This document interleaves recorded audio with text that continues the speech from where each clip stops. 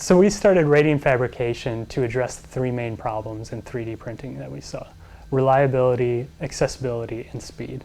For reliability, a lot of the low-end machines, the ones that you have to put together yourself or are very inexpensive and put together by someone else, they require so much maintenance that oftentimes you have to perform the maintenance while they're running. And that, for most people, is just unacceptable. First, because they'd have to sit there and watch the print the whole time, or because they don't have the technical background to actually do that. When it comes to accessibility, a lot of 3D printers out there claim to be easy to use, but in reality they're easy to use because they're designed for engineers and designers, and they end up being easy to use for the people that already have used 3D printers in the past. And then lastly, the speed at which the printers operate is just way too long. For high-end machines, to print something of a small to medium size takes on the order of 8 hours. And for the low-end machines, sometimes it can be quite a bit more, and sometimes marginally less than that. And so it still takes an order of magnitude more time than most people would be willing to sit around and wait for something to be 3D printed. And so we created the company so that we could address these problems, and that's what we've tried to do in creating the Lionhead and our software Lee. So Lionhead, that's a pretty interesting name for a 3D printer. How did that name come about? Yeah, so the Lionhead, first, it's a breed of rabbit, and when we chose the name Lionhead, we knew that we wanted to stick with the rabbit theme because we're going for a faster 3D printing experience. At the same time, there's mythology in a lot of Asian countries that there's a rabbit that lives on the moon and it creates things for people. And so putting these two ideas together, we really wanted to create something that was fast and that could create almost anything for you. So what specific things about the Lionhead do you think that really separate it from other 3D printers in the market, especially with the wide availability with 3D printers, especially on Kickstarter? We see lots of 3D printers and a lot of them get funded way beyond their goals. Right. So what's going to separate the Lionhead from these other 3D printers on the market? So what we've done is put together all of the software and hardware that you need to 3D model, 3D scan, and 3D print something. So you don't need to go out and find any other 3D modeling package. You can sit down, use our software Lee, and 3D model anything that you can think of. At the same time, it's the exact same interface and software for you to 3D scan something. All you have to do is open up the menu and click scan. And anything that you've created or scanned, you can then print by, again, opening the menu and just clicking print. So what are the specific technologies behind this that make it work? Yeah, so we've done a lot of software development to make sure that the user experience is as seamless as possible. So you don't have any strange interfaces from other programs that you need to move through just to print something. But for the speed side of things in the printer and being able to scan at the same time, we've designed our printer so that it uses a mechanism that enables 3D scanning, and also using multiple print heads that all print at the exact same time opens us up to printing in parallel so that we can print with a larger volume of material at a time than anybody else can. But this also, in the future, will allow us to print with a large number of colors, whereas other companies are struggling to offer just a couple. Do you plan on offering different materials also with those 8 print heads? So you can get a lot going on with it? Yeah, so by expanding our support to multiple colors, that also allows us to support multiple materials. And so initially with the Lionhead release, the 8 print head machine will be supporting polyvinyl alcohol as well, which is a water-soluble support material. So any complex structures that you create in Lee will automatically generate support materials so that you don't have to worry about large overhangs or anything like that. It'll just print. You can dissolve away the material in water and then have the final object.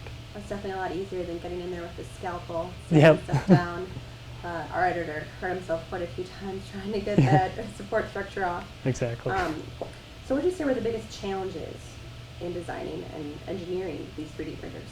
So putting together a hardware and software solution took us quite a bit of time, making sure that the interface was seamless enough that people, even without technical backgrounds, could sit down, 3D model, 3D scan, or 3D print something was a challenge.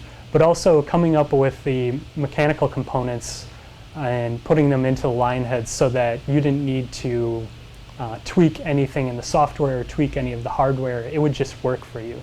Was also a big challenge. We had to completely redesign all of the components that normally go into 3D printers so that we could create more reliable components as opposed to the latest and greatest technology out there. Then what sort of prototyping process did you go through in trying to overcome these challenges?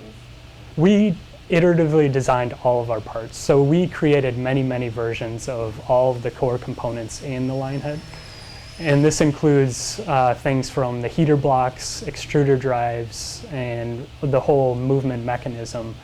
And we just iterated on that until we came to a good solution. And we continue to iterate on those designs, even small tweaks here and there. And we'll continue to do so up until the point where we start shipping the printers. So what are your hopes for after the Kickstarter campaign as a company and the Lionhead in general? So through the Lionhead bunnies, our beta machines, we'll be able to have all of our users test this combination and give us feedback on what they like and what they don't like. And from there, we can make any improvements that we need to and continue to iterate on the experience so that it gets better for people. And then as we move forward in launching our 8 printhead Lionhead machines, we want to continuing to develop the experience so that it's as easy to use as possible. So you can create more and more functional objects by incorporating a larger number of materials into them. Mm-hmm. So what would you say that your main backers are that you're finding on Kickstarter? Are they at-home engineers, DIYers, or are they people that are more serious with their designs?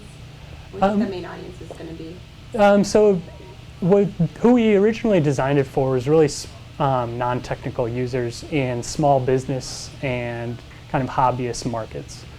And what we saw was in developing our software and hardware together and testing with people is that we're also very popular with young people. Mm-hmm. And so the Minecraft type interface of our modeling software is much more familiar with people under the age of 18 than it is with people over the age of 40. Mm-hmm. So it's really something that has a broader appeal than we were aiming for, but I think that's only helping us. And initially, our response has actually been quite well with people that are interested in creating small prototypes and also people that are looking to put these into schools.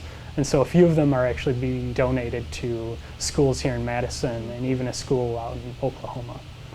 So with that Minecraft interface, we're talking about the Minecraft game? Yep. So our 3D modeling software uses voxels, and we use a first-person interface. So you essentially walk around as a character in the environment, and you can place blocks or take them away. But what we've done to change our software and move away from the Minecraft interface is allow you to put down larger amounts of blocks in custom shapes.